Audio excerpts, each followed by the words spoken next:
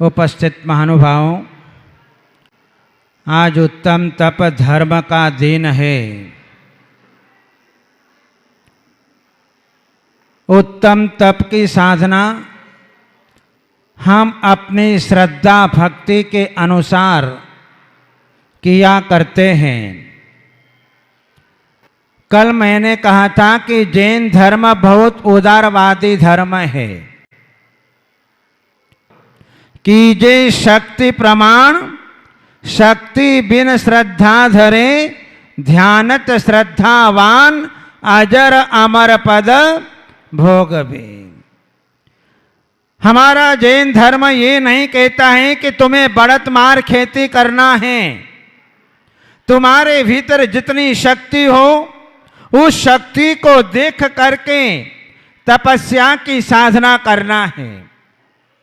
यदि शक्ति का उल्लंघन करके यदि साधना की जाती है तो जीवन में संक्लेश के अलावा, आर्त रौद्र ध्यान के अलावा कुछ भी हासिल होने वाला नहीं है।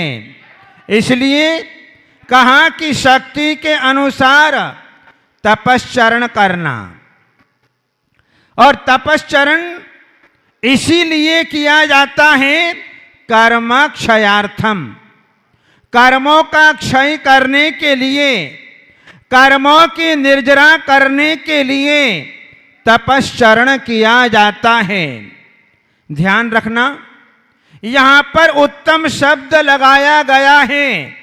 तुम अपने जीवन में तपश्चरण कर रहे हो तो बिना किसी ख्याति पूजा प्रशंसा के तपश्चरण करना। यदि ख्याति पूजा के भाव आ गए कि मेरी बहुत प्रशंसा हो रही है तो वह तप कार्यकारी नहीं होता है। इसलिए उत्तम विशेषण दिया है। जैन धर्म में जितने भी तप का विधान दिया है उसके पीछे केवल मात्र एक ही बात, कर्म क्षयार्थम, कर्मों का क्षय करने के लिए तप का विधान दिया है, न कि ख्याति पूजा लाभ के लिए यहां पर विधान दिया है। इच्छा निरोधस तपः, इच्छाओं का निरोध करना तप है।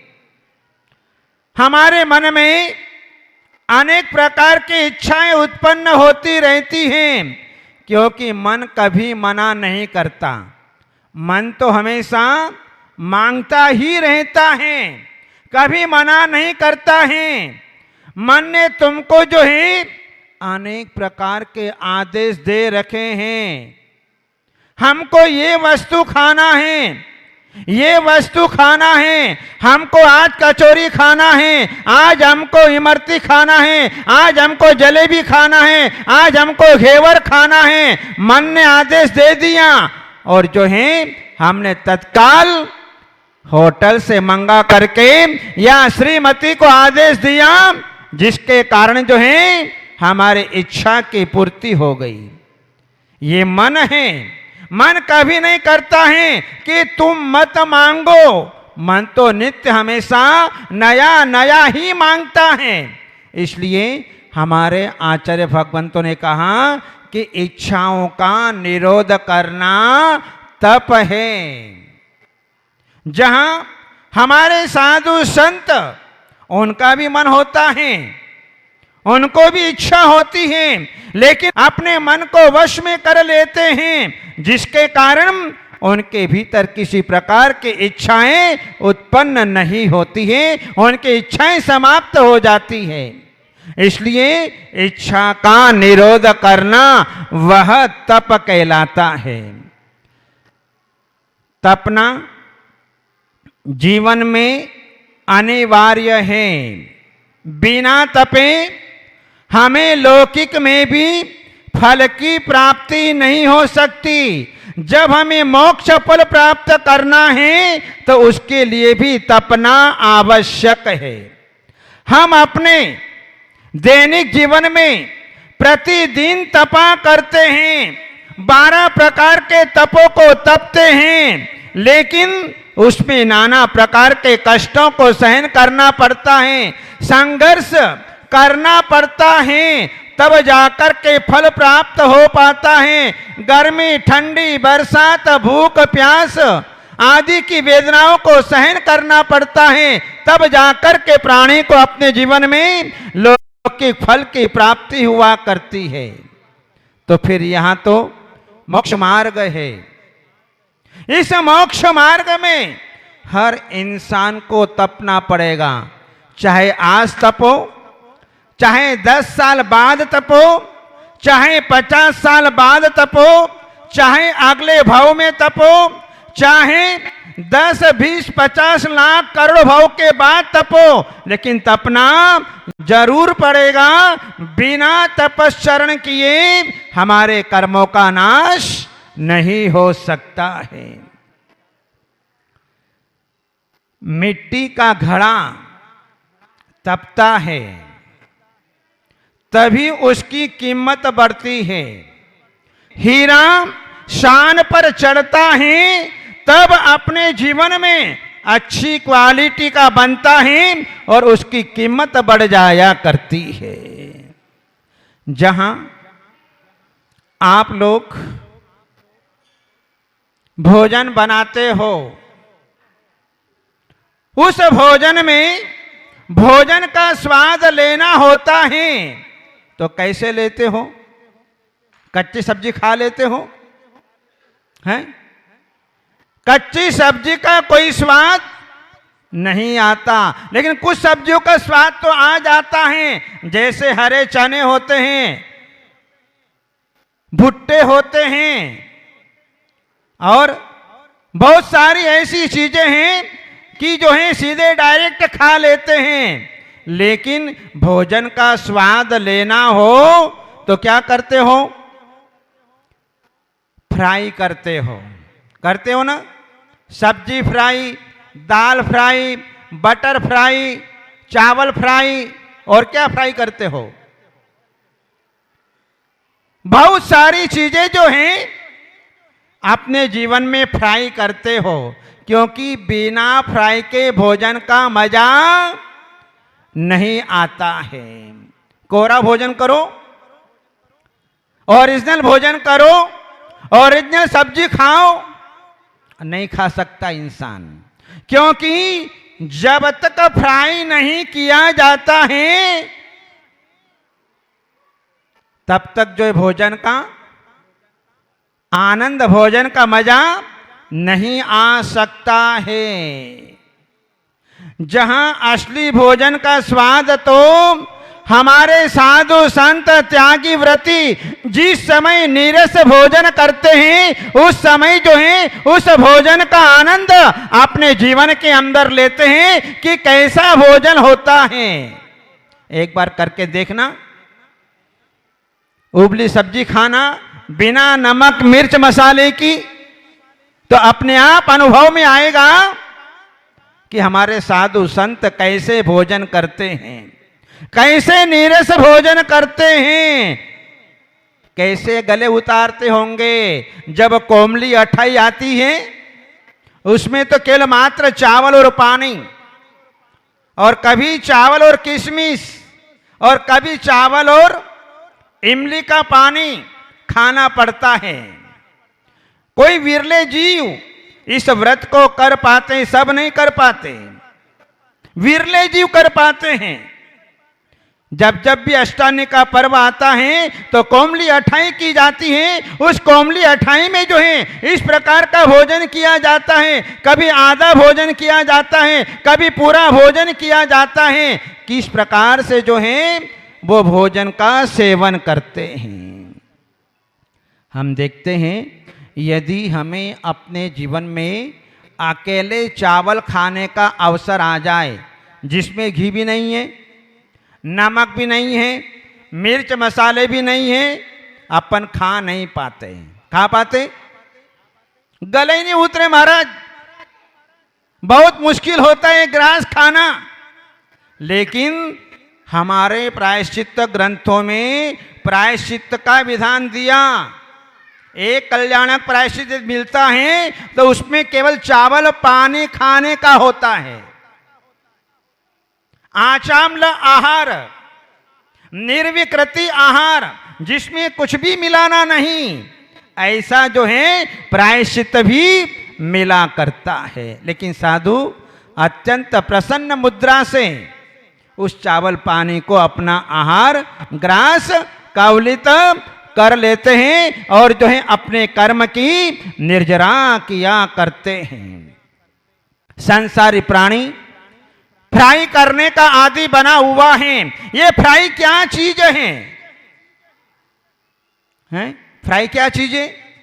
जहां ऊपर से डाला जाता है नमक मिर्च मसाले, क्योंकि ये एंटीबायोटिक है। हमारी महिलाएं जो हैं इनको पूरा का पूरा अपने रसोई का ज्ञान है कि भोजन में क्या मिला करके देना चाहिए, कैसा मिला करके देना चाहिए, कब मिला करके देना चाहिए, किसके साथ में क्या मिलाना है, ये ज्ञान इनको होता है। इसलिए जो है ये आपको सारी सब्जियां दाल वगैरह फ्राई करके जो है आपको खिलाया जाता है। जहां ये फ्राई क्या चीज है? जो ऊपर से डाला जाता है उसका नाम फ्राई। पर ध्यान रखना, फ्राई जो है ये मिर्च मसाले, ये आपके भोजन का स्वाद ऐसे ही नहीं आ गया। इस भोजन के स्वाद में उन मिर्च मसालों को शुरू से लेकर के अंत तक तपना पड़ता है, तब आपका भोजन स्वादिष्ट बनता है। यह है फ्राई।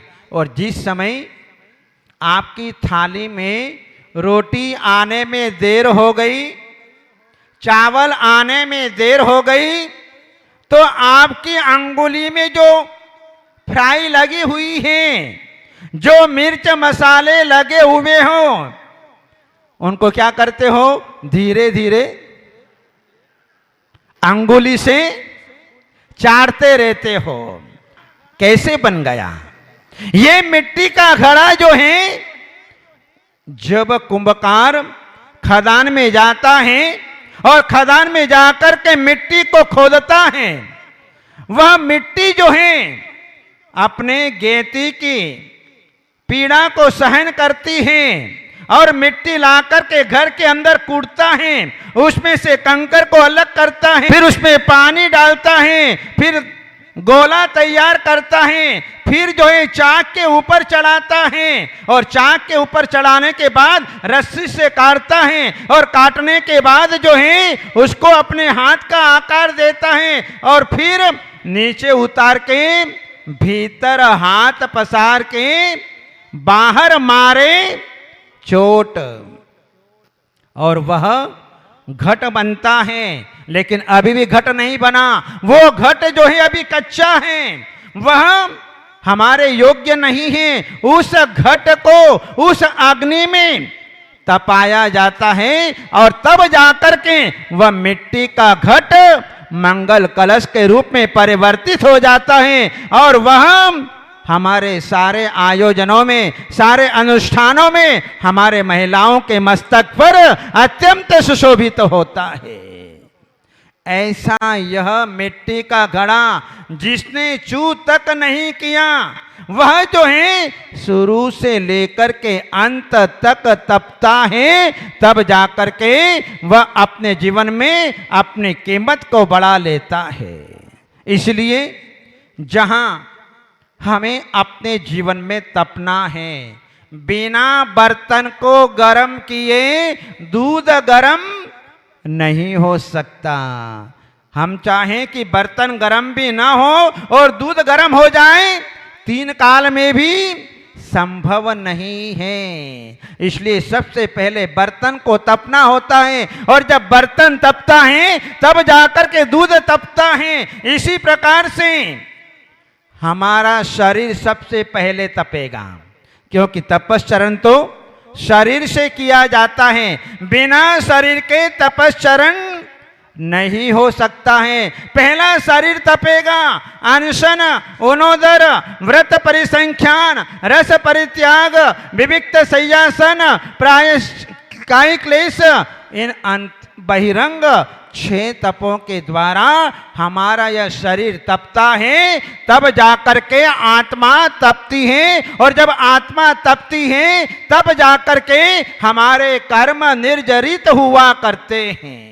तो जहां पर एक उपवास से लेकर के 15 उपवास तक चढ़ना, वापिस उतरना, इसलिए हमारे आचार्य भगवंत ने सबसे पहले शक्ति के अनुसार तप करने का विधान दिया है। जहां हमसे उपवास नहीं होता है तो हम 1 अनाज से लेकर के 2 अनाज, 3 अनाज, 4 अनाज, 5 अनाज के द्वारा भी अपनी तपश्चर्या कर सकते हैं। जहां 1 रस का त्याग, 2 रस का त्याग, 3 रस का त्याग, 4 रस का त्याग, 6 रसों का त्याग अपनी शक्ति के अनुसार करना, नीरस भोजन करना, यह भी तपश्चरण है।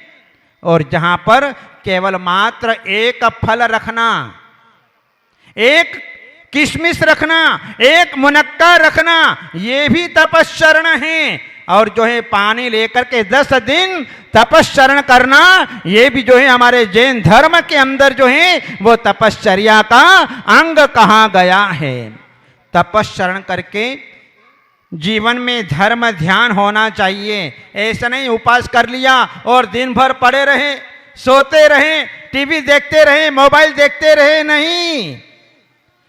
तपश्चरण करके जो है हमें अपने जीवन में धर्म ध्यान होना चाहिए।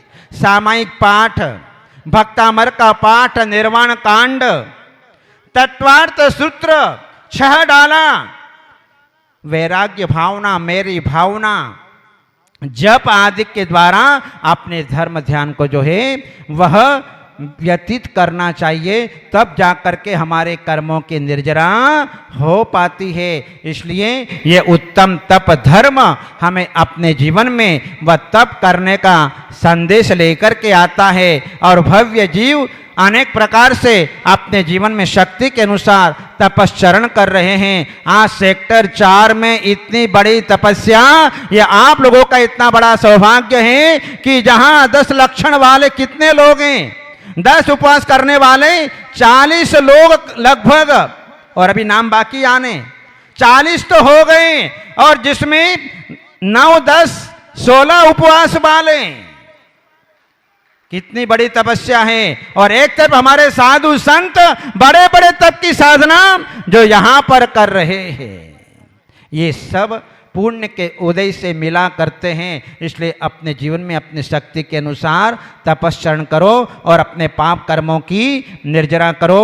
आज हमने यहाँ पर यह मुनि सुव्रतनाथ विधान यहाँ पर किया है, जो कि हमारे सारे आदि व्याधि उपाधियों को नष्ट करने वाले, सारे रोग, शोक, दुख आदि को नष्ट करने वाला, जो शनि ग्रह अरिष्ट निवारक हैं, ऐसे मुनि सुव्रतनाथ भगवान की मंगलमय आराधना आज 3 सावधर्म ने अपने यहाँ पर संपन्न की, हम लोगों ने संपन्न की। आप सबके लिए मंगलमय आशीर्वाद। बोलिए आदिनाथ भगवान की।